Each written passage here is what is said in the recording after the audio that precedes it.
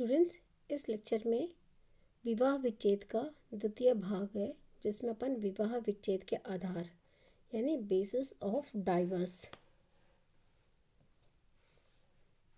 ये अपन इस लेक्चर में लेंगे।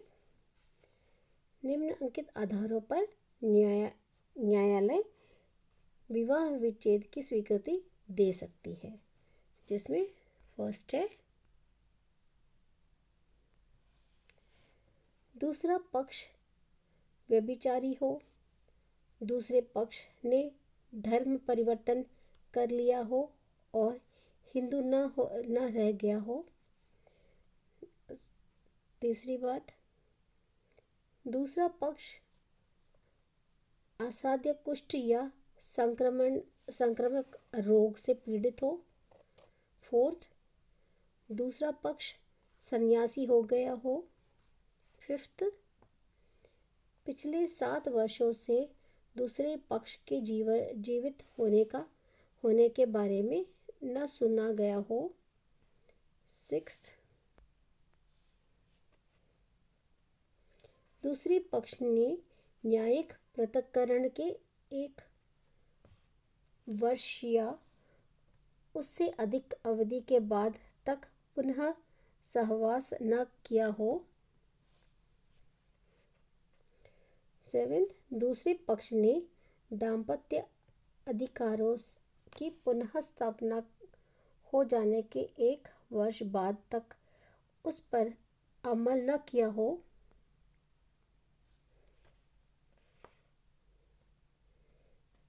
पति बलात्कार या पशुगमन की दोषी हो। ये सारे बिंदुओं पर न्यायालय विचार करता है।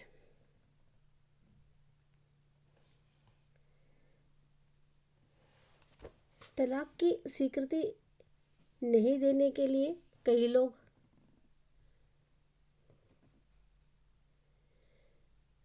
पक्ष में और कई लोग विपक्ष में बोलते हैं।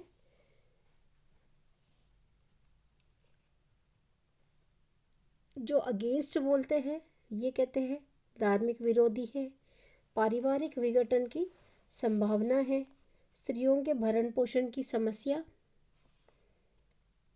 बच्चों की समस्या, तलाक की प्रवृत्ति को प्रोत्साहन मिलता है और तलाक के दुष्प्रभाव है। धर्म विरोधी कैसे? हिंदुओं में विवाह को एक पवित्र धार्मिक संस्कार माना गया है। यह पति पत्नी के बीच जन्म जन्मांतर का संबंध है जिसे तोड़ा नहीं जा सकता है। ये एक धार्मिक संस्कार है। इस तर्क को उचित नहीं माना जा सकता है, क्योंकि विवाह को पवित्र धार्मिक संस्कार तो पति पत्नी द्वारा निभाए जाने वाले दायित्व द्वारा बनाया जाता है।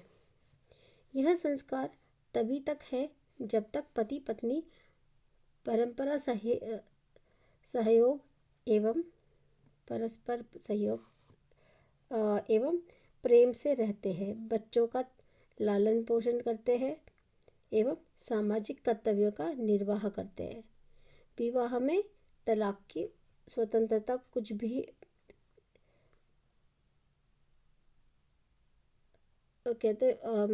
दुष्प्रभाव डालता है और नेगेटिविटी देता है और परिवार टूटता है इससे। नेक्स्ट पॉइंट जो यहाँ पे अपन ले रहे हैं, ये पारिवारिक विघटन का संभावना। एक मत यह है कि तलाक से पारिवारिक विघटन की संभावना बढ़ जाती है। पति पत्नी परस्पर एक दूसरे का अविश्वास करने लगेंगे, तनावों एवं मनमुटावों में वृद्धि होगी। स्त्री अन्य पुरुषों के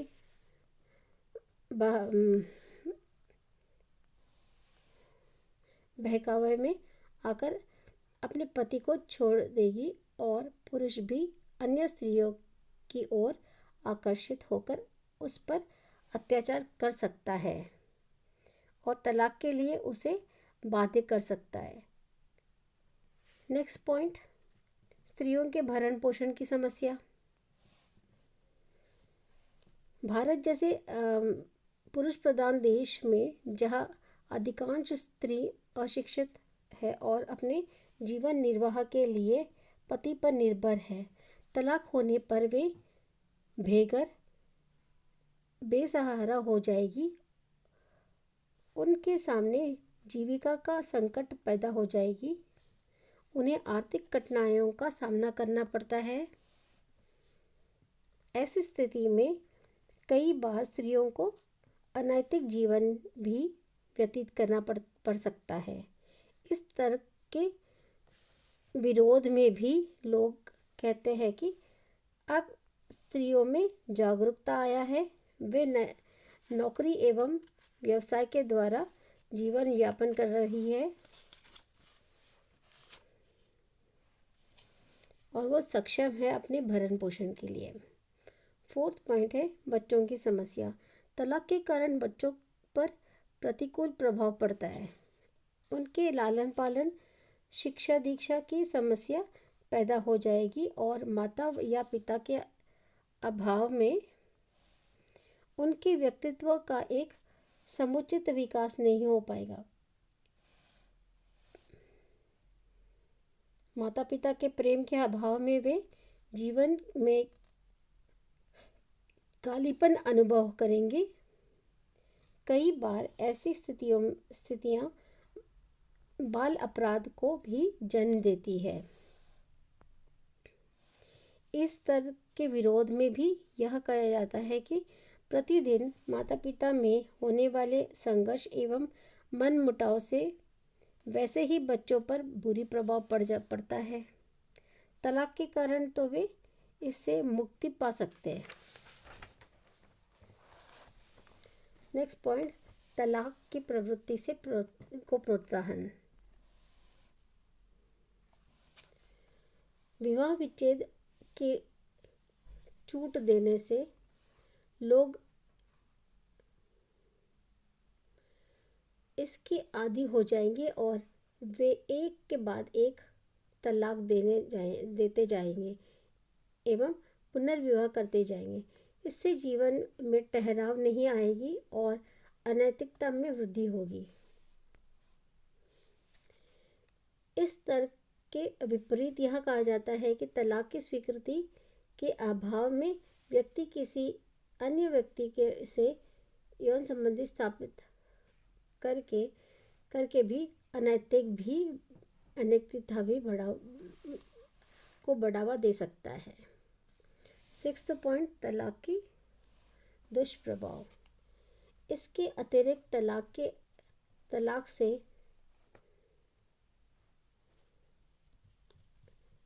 संकट पैदा हो सकता है। पति पत्नी की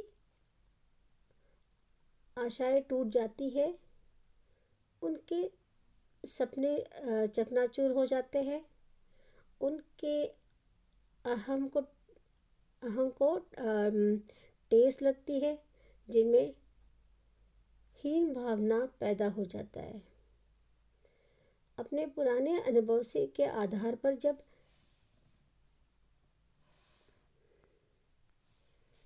उसकी काम वासना की तृप्ति नहीं होती है तो वह अनैतिक तरीके से अपनाता है। इससे वेश्यावृत्ति में वृद्धि हो जाती है।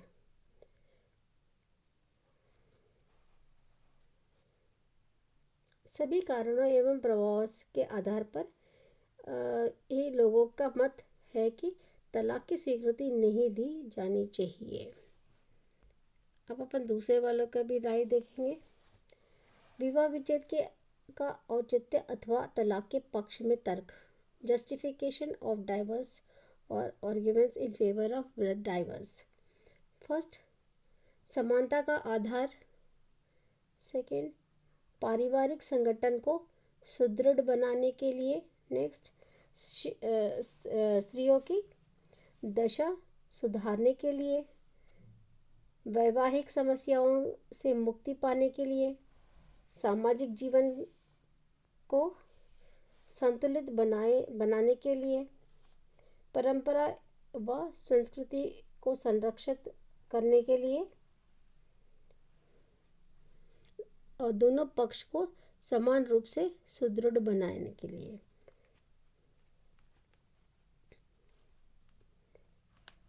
फर्स्ट देखेंगे अपने पॉइंट। वर्तमान में स्त्री पुरुष को सभी क्षेत्रों में समान अधिकार प्रदान किए गए। ऐसी स्थिति में विवाह विच्छेद का आधार केवल पुरुषों को ही नहीं परंतु स्त्रियों को भी प्राप्त होना चाहिए। उन्हें भी असाधारण परिस्थितियों में अपना पति को त्यागने का अधिकार होना चाहिए।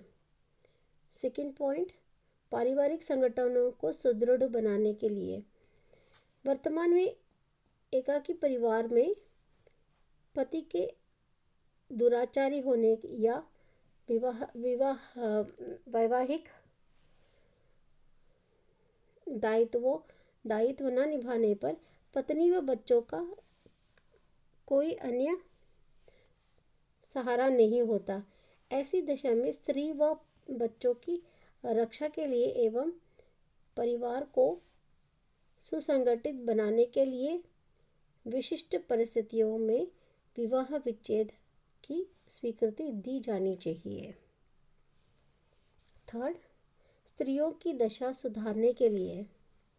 स्त्रियों को विवाह विच्छेद का अधिकार मिलने पर उनकी पारिवारिक एवं सामाजिक प्रतिष्ठा में वृद्धि होगी। साथ ही पुरुषों की मनमानी पर भी अंकुश लगेगा। फोर्थ, वैवाहिक समस्याओं में मुक्ति पाने के लिए।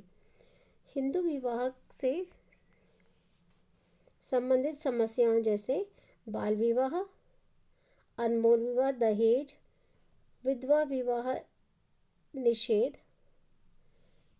आदि से छुटकारा पाने के लिए विवाह विच्छेद का अधिकार स्त्री पुरुष को समान रूप से दिया जाना चाहिए। सॉरी। फिफ्थ पॉइंट, सामाजिक जीवन को संतुलित बनाने के लिए। स्त्रियों को विवाह के क्षेत्र में पुरुषों के समान अधिकार न देने से समाज व्यवस्था में असंतुलित पैदा हो जाता है। इस स्थिति से बचने के लिए एवं मानवीय दृष्टिकोण से सभी स्त्रियों को विवाह विच्छेद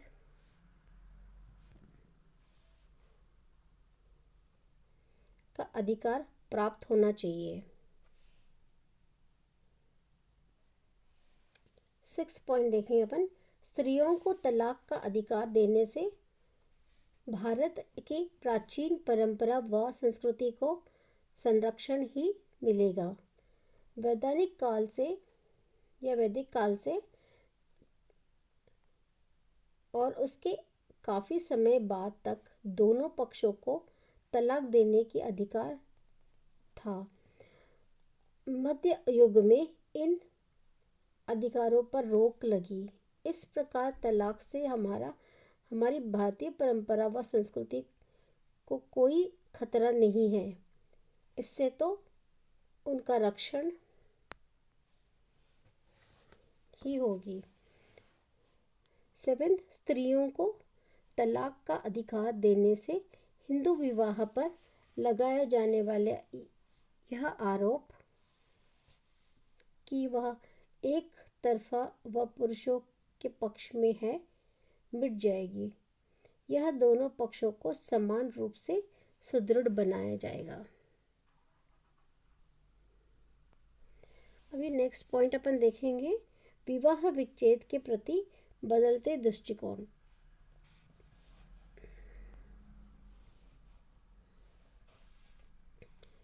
वैदिक युग में स्त्री और पुरुष दोनों को तलाक के अधिकार प्राप्त थे। मध्य युग में पुरुषों को तो यह अधिकार प्राप्त था, किंतु स्त्रियों को इससे वंचित कर दिया गया और उनकी सामाजिक स्थिति दिन पर दिन गिरती चली गई। विवाह की अविच्छेद प्रकृति के कारण स्त्रियों पर अत्याचार बढ़ते गई।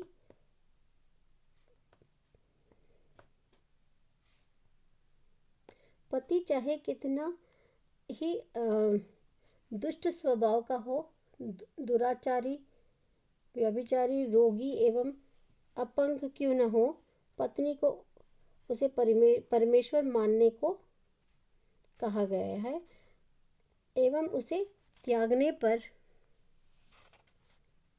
प्रतिबंध लगाया गया है। भारत में विवाह विच्छेद संबंधी अधिनियम तो पारित हो चुका है, किंतु आज भी अधिकांश हिंदू इसके विरुद्ध है, क्योंकि इस अधिनियम का जन्म पाश्चात्य शिक्षा एवं सभ्यता के प्रभाव के कारण हुआ है, जो विदेशी है तथा भारतीय परंपरा व संस्कृति के विपरीत है। कई पुरुष यह नहीं चाहते हैं कि स्त्रियों को भी पुरुषों के समान अधिकार प्राप्त हो, किंतु समय के साथ साथ विचारों में भी परिवर्तन आ रहा है। तलाक के प्रति लोगों के बदलते दृष्टिकोण का पता लगाने के लिए कई समाजशास्त्रीय अध्ययन भी हुए हैं। इन अध्ययनों से ज्ञात हुआ है कि शिक्षा के प्रसार एवं स्त्रियों में आया जागरूकता एवं पुरुषों द्वारा स्त्रियों पर किए जाने वाले अत्याचारों के कारण तलाक के पक्ष में वातावरण बनाया जा रहा है। इस संदर्भ में एक बात ध्यान देने योग्य है कि तलाक की स्वीकृति केवल उसी समय दी जानी चाहिए जब यह